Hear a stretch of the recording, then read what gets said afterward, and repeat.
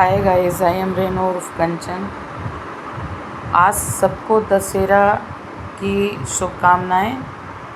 और ये हमने आज रावण को यानी अपने अहंकार, अपने अंदर जो अग्नि तत्व है उसको जला के राख कर दिया है।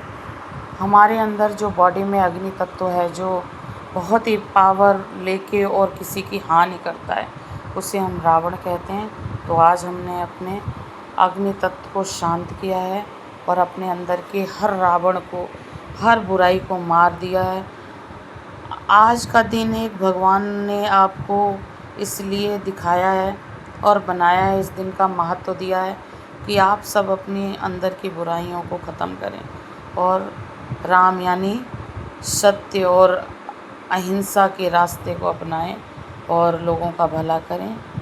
तो इसलिए आज का दिन बहुत ही पवित्र है। प्लीज़ इस दिन को आप बहुत ही अच्छे से मनाएं और भगवान राम का धन्यवाद करें। मैं आज आपको एक शिव शक्ति का मैसेज फिर से लेके आई हूँ। आप सब मेरी वीडियो को लाइक एंड शेयर करते हैं, मुझे बहुत अच्छा लगता है। अभी मेरे बहुत ही कम सब्सक्राइबर हैं। प्लीज़ मेरी वीडियो अगर आप लोगों को अच्छी लगा करे तो आप वीडियो को सब्सक्राइब भी कर लिया करिए और लाइक भी कर दीजिएगा। शिव कौन है? शिव हमारे अंदर जो हमारी आत्मा में जो हमारे प्राण हैं उन्हें हम शिव बोलते हैं। शिव कहीं और नहीं है। वो ये फ़ोटो और ये मतलब जो भी मूर्तियाँ ये हम बनाते हैं तो ये हमारी पूजा ऐसे हमसे करी नहीं जाती है, तो इनको सामने रख के हम इनको आधार बना के जो भी इनकी पूजाएं करते हैं। लेकिन हमारे अंदर शिव विराजमान है। कहते हैं शिव की कहाँ ढूंढ रहे हो मुझे, मैं तुम्हारे अंदर विराजमान हूँ। क्योंकि जैसे ही ये शिव निकल जाता है शरीर से वैसे ही ये शव बन जाता है। तो शिव ही सत्य और शव हैं। तो ये शव 5 तत्वों से बना है, ये उसी में विलीन हो जाता है। तो हम शिव को अपने अंदर ही अपने प्राणों में ढूंढ सकते हैं। और जिस काम के लिए आप इस धरती पे, इस डायमेंशन पे आए हो, मुझे ज़्यादा ज्ञान नहीं है, ना मैं कोई एस्ट्रोलॉजर हूँ, ना मैं कोई इतना इस विद्या में जानती हूँ। लेकिन मैं भगवान को बहुत अच्छे से पहचानने की कोशिश करती हूँ। उनके अनुभव मैं आपको बस शेयर करती हूँ, जो जो अनुभव होते हैं।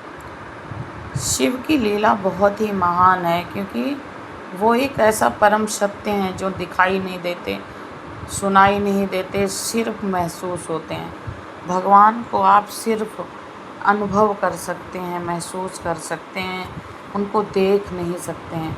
हाँ, अपनी मन की आँखों से उनकी मूर्ति बना के, जिस तरह की आपको मूर्ति पसंद है उनको बना लो। भगवान कहते हैं ना कि मैं हर पशु, हर पक्षी, हर इंसान, हर धरती के कण कण में विराजमान है। आप मुझे पुकारिए तो मैं वहीं पे विराजमान होऊंगा।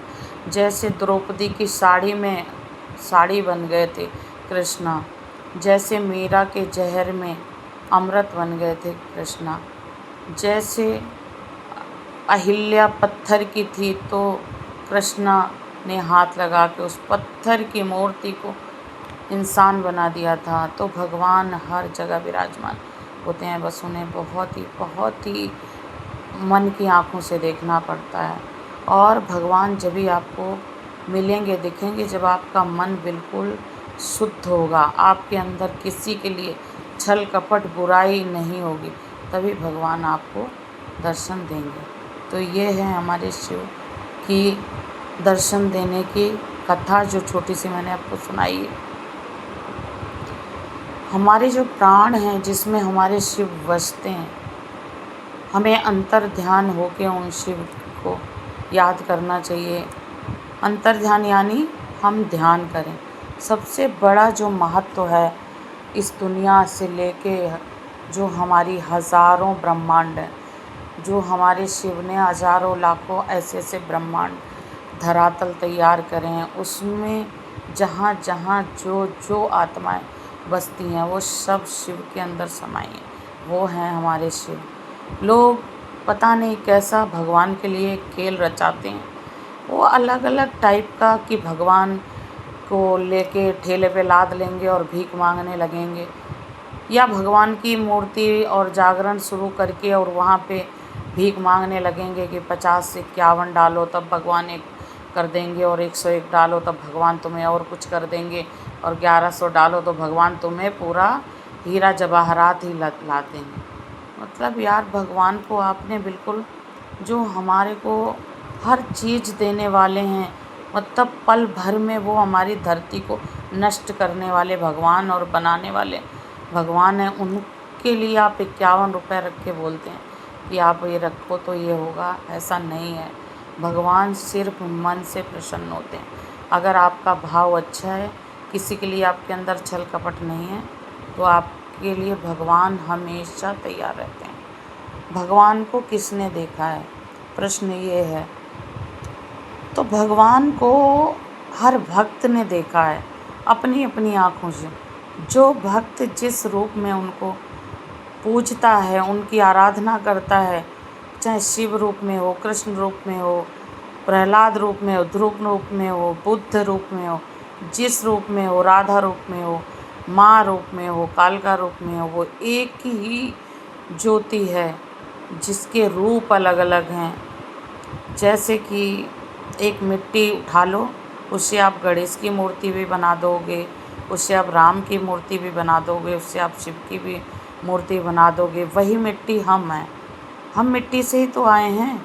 हम धरती में तो ही जाते हैं और धरती से ही उठ के, यानी जब हम माँ के गर्भ में होते हैं तो वही पानी, आग, खाना, यानी उन्हीं 5 तत्वों से हमारे शरीर का निर्माण होता है, और उन्हीं 5 तत्वों में हम विलीन होके, यानी हम शमशान भूमि में जाके और विलीन हो जाते हैं।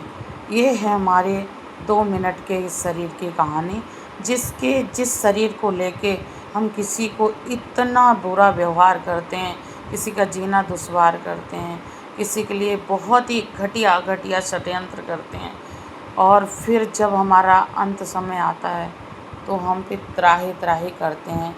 भगवान हमसे हर सवाल उस टाइम पूछते हैं कि आपने क्या किया, अच्छा क्या बुरा, तो हमारे शब्द नहीं होते हैं। हम उस भगवान को क्या जवाब दें कि हम क्या कर रहे थे। और फिर वो चिल्लाता है प्राणी, और फिर भगवान उसे कर्मों में तो भगवान बंधे हुए हैं। जैसे भगवान सुदामा के लिए इतना रोते थे कि उनके घर में एक तालाब सा बन गया था। जब माँ कहती थी, रुक्मणी यानी लक्ष्मी का रूप जो रुक्मणी जी थी, वो कहती थी, ये कहाँ से इतना पानी आ जाता है रात में, सुबह मैं खाली करती हूँ, रात में ये तालाब भरता है। भगवान ये क्या चमत्कार है। और भगवान तो अंदर ही अंदर वो सुदामा जी के लिए रोते रहते थे। और बस इतनी सी सुदामा की गलती थी कि उन्होंने भगवान श्री कृष्ण के हिस्से के चने छुपा के खा लिए थे। और भगवान ने जब पूछा कि यार तू क्या खा रहा है, उस समय सुदामा अगर बोल देता कि मैं चने खा रहा हूँ, तो भगवान उसको पाप में कभी नहीं गिनते। उस समय सुदामा ने बस भगवान को एक ही शब्द बोल दिया कि मेरे दांत बज रहे हैं, ठंड बहुत ज़्यादा है और बहुत ही ठंड पड़ रही है, तो मेरे दांत बज रहे हैं केशव, कुछ नहीं है। तो भगवान मुस्कराए, क्योंकि भगवान तो चाहे 100 तालों और 100 दीवालों के अंदर कोई चीज़ रखोगे, भगवान की तो हर जगह दृष्टि होती है। भगवान हमें हर जगह देखते हैं, हज़ारों आँखों से देखते हैं। तो उन्होंने तो देख लिया कि सुदामा चने खा रहे। उनकी सज़ा उनको इतनी भयानक दी थी कि वो अपने जीवन में एक एक अन्न के दाने को तरसे, जबकि स्वयं भगवान कृष्ण के दोस्त थे, इतने बड़े सखा थे उनके प्रिय, और कर्म ऐसे कर डाले थे। और भगवान इतना रोते थे उनके लिए कि मैं क्या करूं ऐसा सुदामा का, मैं कर्म काट के ही उनको कुछ दे पाऊंगा, बिना कर्म कटे उनको मैं कुछ नहीं दे सकता। और भगवान रो रो के तालाब भर देते थे अपने घर। इतना दुख भगवान को होता था ना, जितना दुख शायद ही सुदामा को होता होगा। फिर सुदामा को कोढ़ हुआ शरीर में, सब कुछ हो गया। उसके बाद उनकी पत्नी ने बोला कि अब कृष्ण के पास चले जाओ और जो भी आपकी भूल, जो भी पाप स्वीकार करो भगवान के आगे। और प्लीज़ आप चले जाओ, वरना हम सब आत्महत्या कर लेंगे। सुदामा अपनी पत्नी के बहुत रोने पे बस चल दिए, क्योंकि सुदामा तो कृष्ण भक्त थे, उनको कुछ नहीं चाहिए था। वो इतने अधीन थे कृष्ण में कि उनको रोटी पानी कुछ नहीं चाहिए, लेकिन वही बच्चे पत्नी सब बिलखते थे अन्न के लिए। जब सुदामा जी गए कृष्ण के पास, तो कृष्ण ने उनका नाम सुनते ही, समझ लो राजाधिराज द्वारकाधीश भगवान हजारों लाखों ब्रह्मांडों के स्वामी ऐसे अपने सिंहासन से भागे कि जैसे पता नहीं क्या मिल गया हो। रोते बिलखते गिरते कांटे लगते हुए वो सुदामा से जाके मिले और 2 चावल की मुट्ठी में उनको 2 लोक दान कर दिए। तीसरी मुट्ठी दान करने ही जा रहे थे, माँ लक्ष्मी रुक्मणी ने उनका हाथ पकड़ लिया और बोले कि अब क्या सब कुछ ही दे दोगे, फिर हम कहाँ रहेंगे। ऐसे हैं हमारे भगवान। भगवान अगर खुश हो जाएं तो वो दास बन जाते हैं भक्त के, भक्त की गुलामी करने लगते हैं। ऐसे हमारे भगवान हैं। तो भगवान को कोटि कोटि नमन करें और प्लीज़ उनकी हंसी और मजाक न बनाया करें कि मुंडी हिला हिला के हमारे पे माता आ रही, भगवान आ रहे हैं। भगवान को महसूस करना ही बहुत मुश्किल है। उनका आना तो इस जगत में जब आएंगे तो ये धरती फट जाएगी, ये आसमान फट पड़ेगा। ऐसे हैं हमारे भगवान।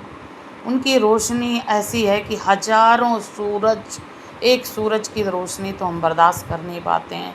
जब वो गर्मी के समय होता तो हम त्राही त्राही करने लगते हैं, हम रोड पे 5 मिनट खड़े नहीं होते। और हज़ारों सूरज की रोशनी वाले हमारे भगवान हैं, जिनको कोई ना देख सकता है ना सहन कर सकता है। बस वो प्रार्थना कर सकता है ध्रुव और प्रहलाद की तरह, कि जैसे प्रहलाद ने प्रार्थना करी थी भगवान को और भगवान खम्भे में से निकल के उनको गोद में बिठा लिया था। ऐसे प्रार्थना से खुश होते हैं भगवान। तो भगवान के लिए आज इतना ही वीडियो मैं बना रही हूँ, क्योंकि मैं बहुत इमोशनल हो जाती हूँ भगवान के जैसे वीडियो बनाती हूँ। तो प्लीज़ आप भगवान के लिए समझें और उन्हें प्यार करें। उनको सिर्फ आपका प्यार चाहिए, उनको कुछ नहीं चाहिए। चढ़ावा हम मंदिर में इसलिए देते हैं कि कई जानवरों का, कई विधवाओं का मंदिर का निर्माण हो जाए, ताकि मंदिर में हम भाव से बैठें। लेकिन उसको, उस मंदिर के पैसों को ऐसे यूज़ करके खाते हैं कि जैसे मतलब दान देने का भी मन नहीं करता है, कि अपना हक जमाते हैं उस पैसों पे। ये नहीं मंदिर में लगाएं, बड़ा मंदिर बनाएं, निर्माण करें, पशु पक्षियों को दाना दें, विधवाओं को दें, जो अनाथ हैं, जिनका कोई नहीं है, उसके लिए खाना कपड़े का इंतज़ाम नहीं। वो सारे पैसे, वो अब जो भी है मैं नहीं इतना बोलूँगी। बाकी वीडियो को लाइक एंड शेयर करें।